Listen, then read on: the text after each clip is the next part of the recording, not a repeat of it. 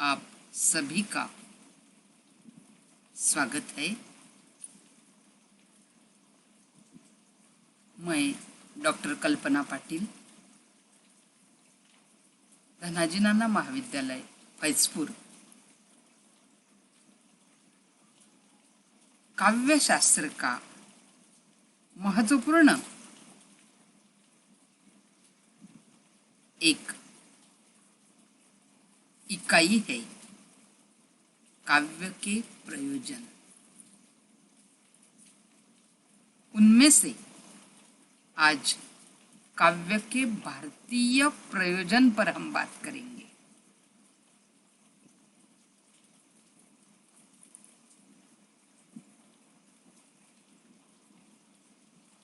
काव्य का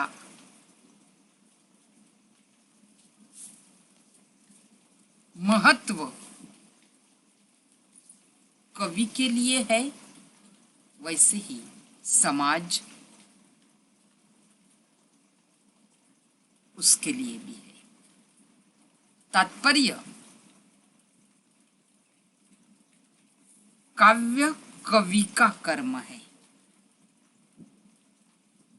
और कर्म जिस प्रकार बिना कारण नहीं होता, उसी प्रकार कर्म भी बिना प्रयोजन के नहीं होता है।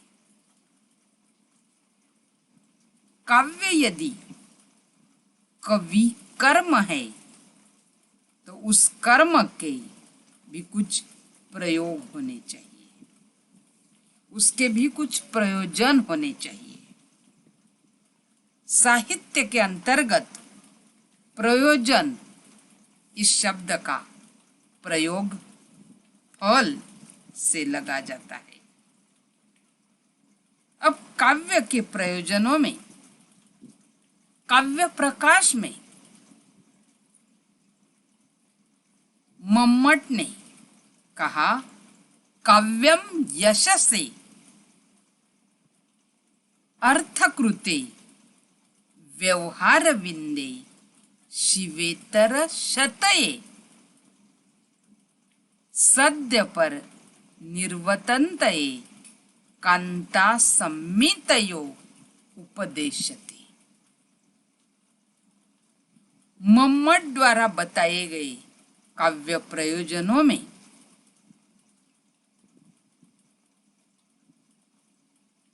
यश, अर्थ, व्यवहार ज्ञान, अमंगल निवारण, कांता सम्मित उपदेश, ये महत्वपूर्ण माने गए। दोस्तों, उनमें से पहला प्रयोजन हम देखेंगे यश। काव्यम यशसे, यश संसार में केवल यश सभी को प्रिय है, चाहे वह ऐसी वस्तु है जो निस्पृह और निरीह आत्मा को भी अपनी ओर आकर्षित करती है, प्रभावित करती है। और यही कारण है कि प्रायः कवि यश प्राप्ति के उद्देश्य से ही काव्य की सृष्टि करने में संलग्न है। कालिदास, सूरदास, तुलसीदास, बिहारी प्रसाद निराला, ये इसके प्रमाण है। इनकी ख्याति इनके काव्य के द्वारा है।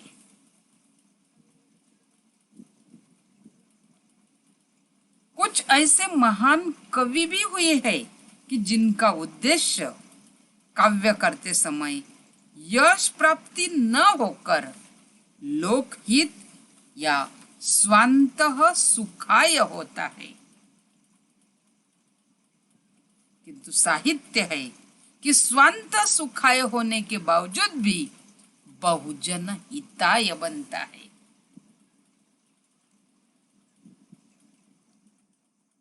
काव्य का प्रयोजन केवल यश प्राप्ति न होकर लोकहित भी है।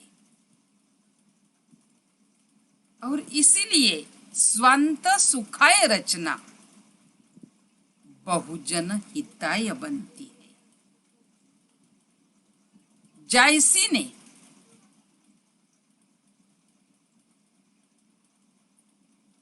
अपनी अंतिम इच्छा में कहा कि मैंने काव्य का सृजन मरणोपांत मेरी स्मृति रहे इसलिए किया। यहाँ कवि अपने अमूल्य, चिरस्थायी एवं विश्वव्यापक सिद्धांतों का प्रकाशन काव्य के माध्यम से करता है और यश द्वारा सदा के लिए जैसी अमर हो जाते हैं। दूसरा काव्य का प्रयोजन है अर्थ या धन। काव्य के भारतीय प्रयोजनों में इसको महत्वपूर्ण माना। क्यों? क्योंकि भौतिक प्रयोजनों में सबसे अधिक महत्वपूर्ण अर्थ है। संसार के हर व्यक्ति को धन की आवश्यकता है। अर्थोपार्जन कवि का प्रमुख उद्देश्य नहीं होता, अपितु परिस्थितियों के असामंजस्य के कारण ही उसे ऐसा करना पड़ता है। प्राचीन काल में कवि राज दरबारों का आश्रय लेकर काव्य रचना करते थे और उनके आश्रयदाता राजा उनके भरण पोषण की व्यवस्था करते थे, उनको पुरस्कृत करते थे। बिहारी के प्रत्येक दोहे पर उनको सोने की मुहर मिली। केशवदास ने जब काव्य लिखा तो उनको 21 गांव मिले। अंग्रेजी के प्रसिद्ध उपन्यासकार स्कॉट ने कर्ज चुकाने के लिए उपन्यास लिखे, किंतु आजकल आश्रयदाता तो नहीं, लेकिन काव्य की बिक्री से हमें रॉयल्टी अर्थात आय, धन की प्राप्ति होती है। अतः काव्य अर्थ तत्व का भी एक महत्वपूर्ण साधन है। काव्य का तीसरा भारतीय प्रयोजन है व्यवहार ज्ञान। यह भी काव्य का एक प्रयोजन है।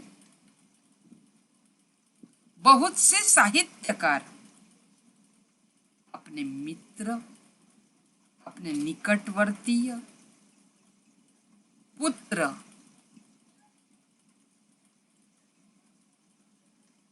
शिष्य आदि को व्यवहार की शिक्षा देते हैं। साहित्य की सभी विधाओं द्वारा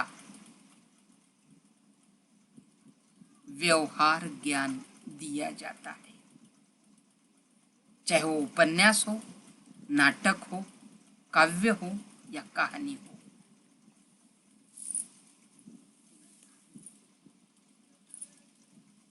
बिहारी, रहीम, कविरुंद आदि ने यत्र तत्र व्यवहार की बात की हुई है। व्यवहार ज्ञान बिहारी हमें पढ़ाते हैं। कनक कनक ते 100 गुना मादकता अधिकाय, जो खाए बौराय ओ पाए बौराय। प्रस्तुत दोहे के माध्यम से बिहारी ने व्यवहार ज्ञान सिखाया। कवि गिरधर की कई कुंडलियां है कि जो व्यवहारिक शिक्षा से भरी पड़ी है। महाकवि तुलसीदास ने रामचरितमानस में आदर्श व्यवहार की बात की। लोक व्यवहार का ज्ञान हमें काव्य सिखाता है। काव्य का चौथा प्रयोजन है अमंगल निवारण या अमंगल की निवृत्ति। कवि समाज से अलग नहीं होता, तो कवि भी समाज का ही दोस्तों एक सदस्य है। समाज में कवि या साहित्यकार सत्यम, शिवम और सुंदरम की स्थापना करना उसका प्रमुख लक्ष्य होता है। समाज में स्थित जो अमंगल बातें हैं, जो अशिव तत्व है, उसको नष्ट करने के लिए कवि काव्य लिखता है। समाज की सड़ी गली रूढ़ियां और परंपराओं से मुक्त करना ये कवि का एक महत्वपूर्ण उद्देश्य होता है। तुलसीदास ने जब हनुमान बाहुक की रचना की, कहते हैं कि वे बाहुक की पीड़ा से उनको मुक्ति मिली।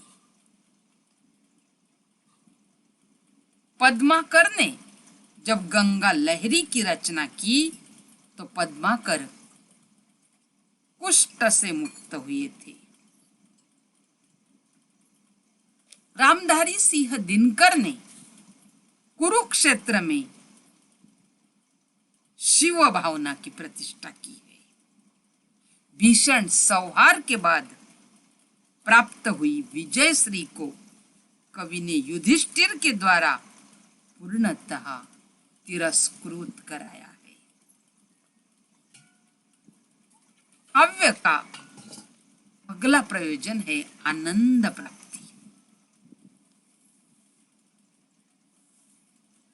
अलौकिक आनंद को लोकोत्तर आनंद भी कहा जाता है।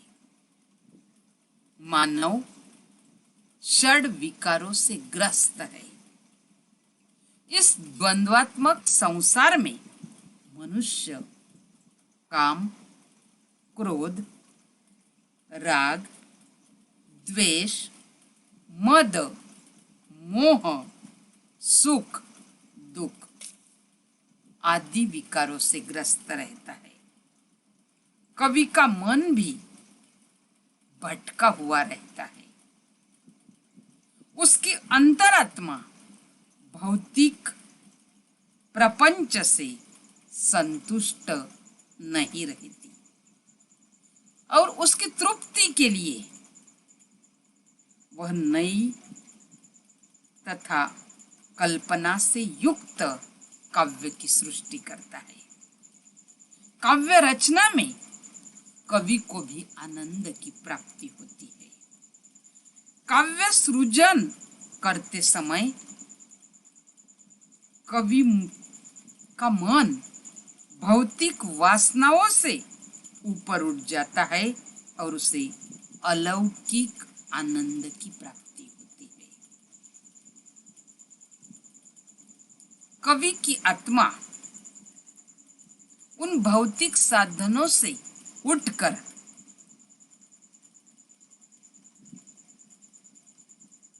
अलौकिक आनंद की प्राप्ति करती है।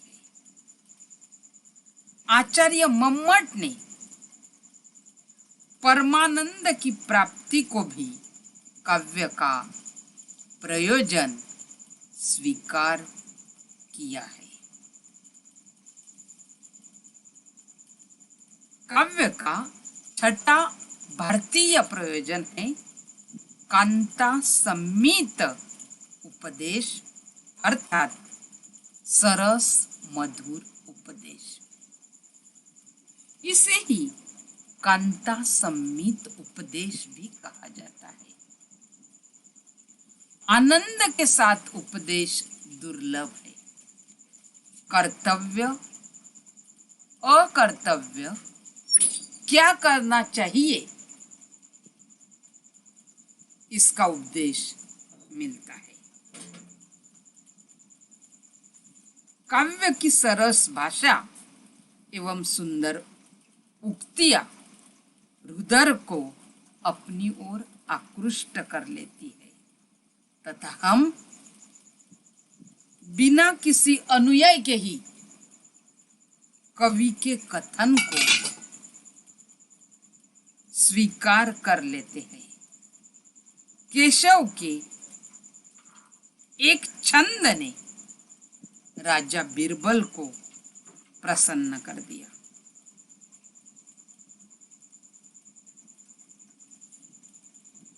पृथ्वीराज के साहित्यिक पत्र ने महाराणा प्रताप को पुनः अकबर से युद्ध करने के लिए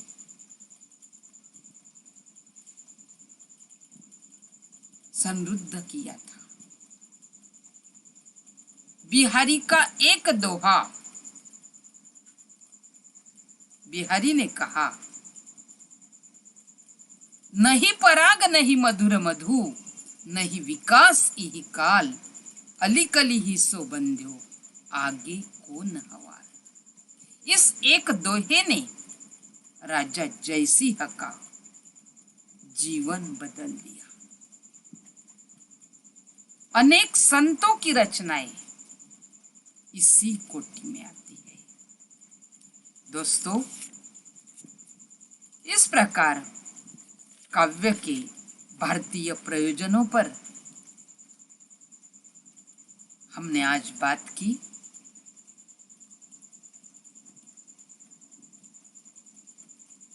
अगले व्याख्यान में हम